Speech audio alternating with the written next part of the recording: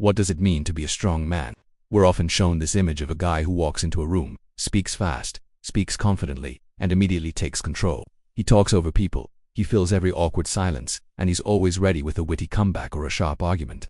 The loudest voice, the quickest answer, that's what we're told earns respect. But I want to share something with you that I've learned from years of observing and meeting some of the most genuinely influential men in the world. The real leaders, the ones who command true respect without demanding it, they don't operate that way at all.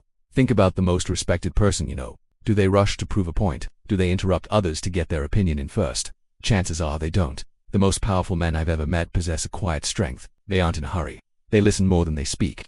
When there's a silence in the conversation, they don't scramble to fill it with noise. They just hold the space. They stay present. They make you feel heard. This isn't a tactic, it's a state of being.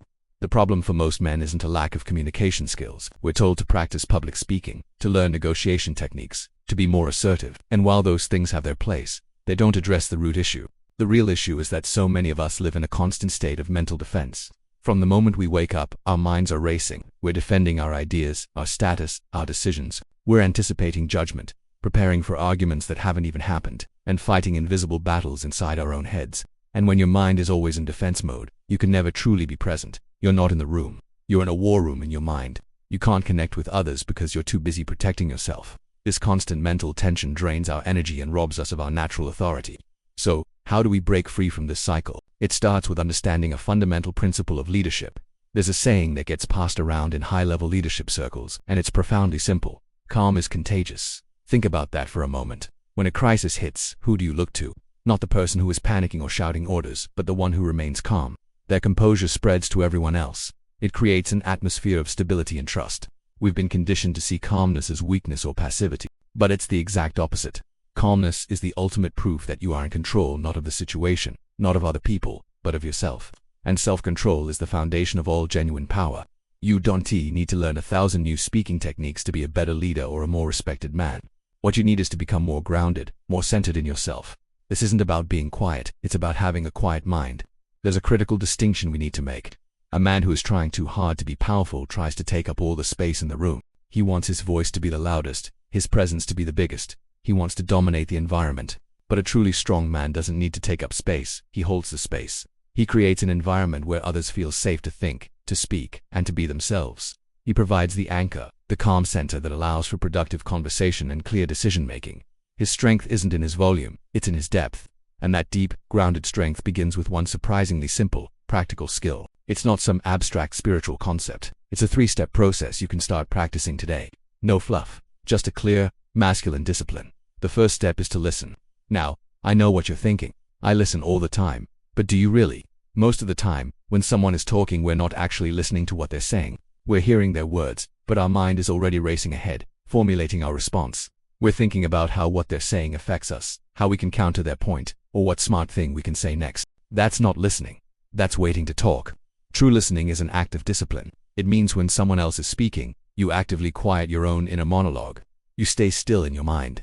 You focus entirely on their words, their tone, their body language. You give them your full, undivided attention. This isn't passive, it's a powerful exercise in mental control. The second step is to repeat. After they've finished speaking, before you launch into your response, take a moment, and in that moment, do something very specific. Say their name, slowly, clearly, for example, John, if I understand correctly, or that's an interesting point, Sarah. This small act does 2 powerful things. First, it makes the other person feel seen and acknowledged. You're showing them respect, but more importantly, you're doing something for yourself. By deliberately pausing and saying their name, you are signaling to your own brain, I control the pace of this interaction. I am not reacting. I am choosing when to respond. It's a circuit breaker for that anxious, defensive part of your mind. It puts you back in the driver's seat. The third and final step is to respond. But your response isn't about winning the conversation. It's not about impressing them with your brilliance.